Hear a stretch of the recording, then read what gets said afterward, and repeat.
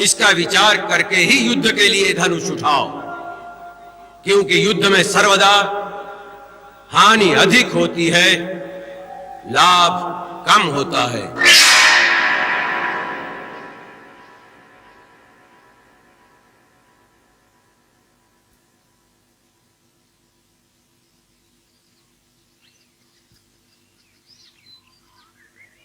लक्ष्मण, ये आकाशवाणी सुनी तुमने? जो उचित और अनुचित का भली भांति विचार किए बिना किसी काम को जल्दी में करते हैं, वो पीछे पछताते हैं। मुझे तुम्हारी वीरता पर और तुम्हारे पराक्रम पर किंचित भी संदेह नहीं है।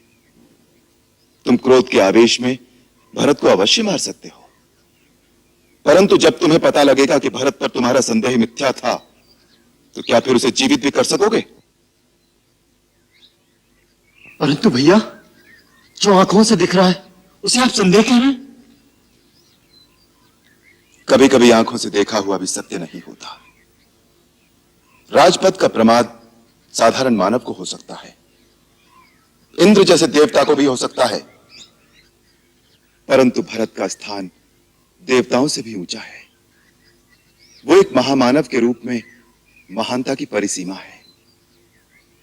जिस प्रकार खटाई की एक बूंद से क्षीर सागर का दूध नहीं फट सकता, उसी प्रकार अयोध्या तो क्या, त्रिलोक का राज्य भी भरत को दे दिया जाए तो भी उसे राजमत नहीं हो सकता। आपके इसी साधुपने में हमने अपने हाथ में आया हुआ राज छोड़ दिया। सारी प्रजा आपके साथ थी। आपका एक संकेत होता तो प्रजा महाराज को आपका राज अभिषेक करने में विवश कर देती, और प्रजा के बल पर मैं अपने पिता का वचन झूठा कर देता। लक्ष्मण, पिता और पुत्र का नाता प्रजा के मतामत से निर्धारित नहीं होता। इसी प्रकार भाई और भाई के बीच फैसले तलवार से नहीं किए जाते। भरत को मारकर जिस राज्य की तुम कल्पना कर रहे हो, तनिक सोचो कि उसका परिणाम क्या होगा। यदि अपने भाई ही न रहे तो राज्य के सुख भोग में क्या आनंद मिलेगा। यदि मेरे सुख में तुम तीनों भाइयों का भाग ना हो तो वो सुख मेरे लिए विष के समान है।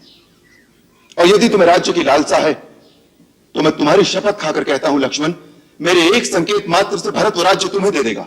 नहीं भैया, नहीं, मुझे राज की अभिलाषा नहीं। परंतु यदि भरत के मन में पाप हुआ तो, यदि उसने प्रहार किया तो उसी को प्रहार करने दो। वो हमारा राजा है। हम अपने राजा के सामने शस्त्र नहीं उठाएंगे। भैया,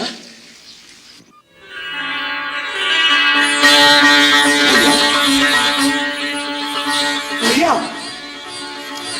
भैया, मैं आपकी शरण में आ गया हूं। भैया, आपकी शरण में आ गया हूं।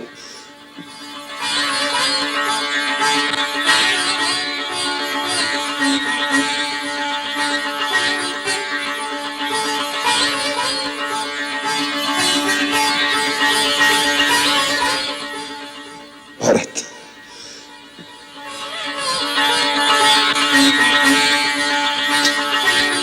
भरत,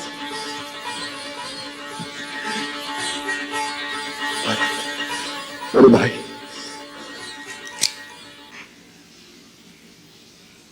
नहीं भैया, जिस पापी के कारण आपकी ये दशा हुई है उसे भाई मत कहिए। मैं अब इसका अधिकारी नहीं।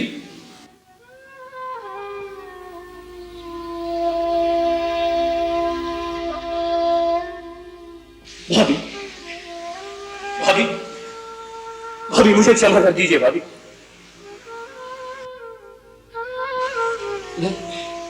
मैं एक निर्लज की भांति आपके सामने आ गया। आप सबकी ये दशा देखने से पहले तो अच्छा होता कि मुझे मृत्यु आ जाती। नहीं देवर जी, ऐसा न कहिए।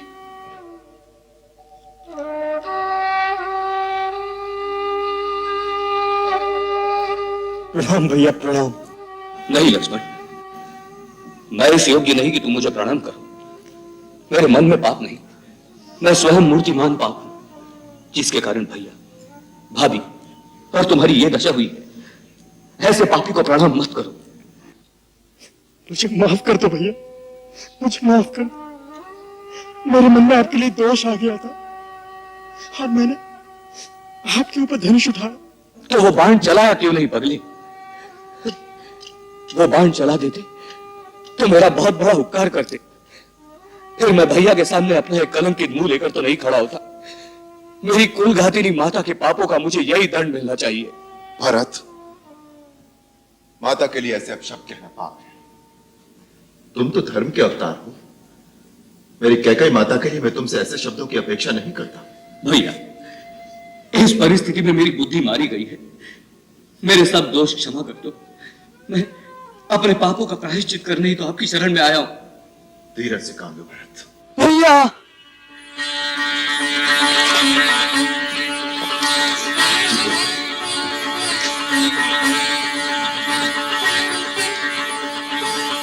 भाभी,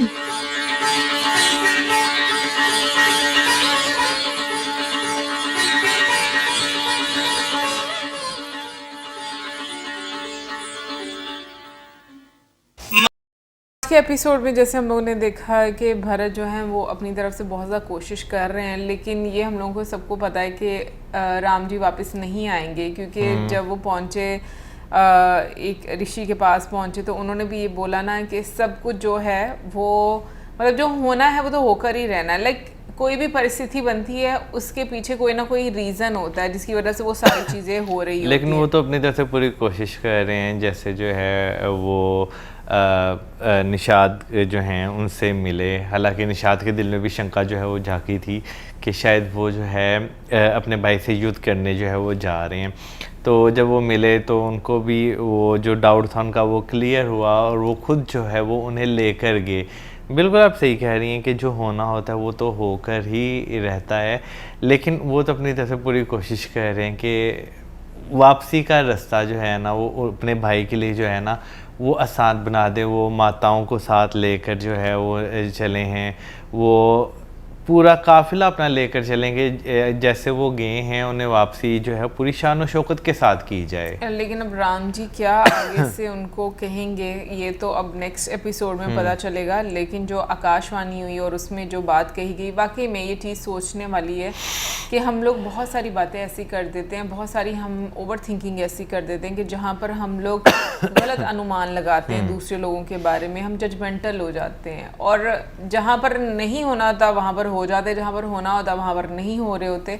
तो वो समझ जो है इंसान के अंदर जो है वो आना बहुत ज़्यादा ज़रूरी है। लेकिन राम जी का जो प्यार भरत के प्रति देखने को मिलता है वो मैं कभी भी सोचती हूँ आजकल ऐसा प्यार कहाँ पर होता है यार। लाइक मतलब बहुत सारे बहनों में हो भी सकता होता हो, बहुत सारी फैमिलीज में भी होता होगा इस तरह से, बट मुझे लगता है बहुत रेयर है कि ऐसा प्यार जो है ना जो राम जी अपने भाइयों से करते हैं। मुझे लगता है ये बहुत रेयर है। हर इंसान को तो अपनी अपनी पड़ी हुई है। आज के युग में युग बहुत बदल गया है। बिल्कुल। बाकी कमेंट सेक्शन में आप जरूर बताइए कि आप क्या कहना है इसके बारे में। मिलेंगे नेक्स्ट वीडियो में। सब्सक्राइब करना भूलना। Good bye.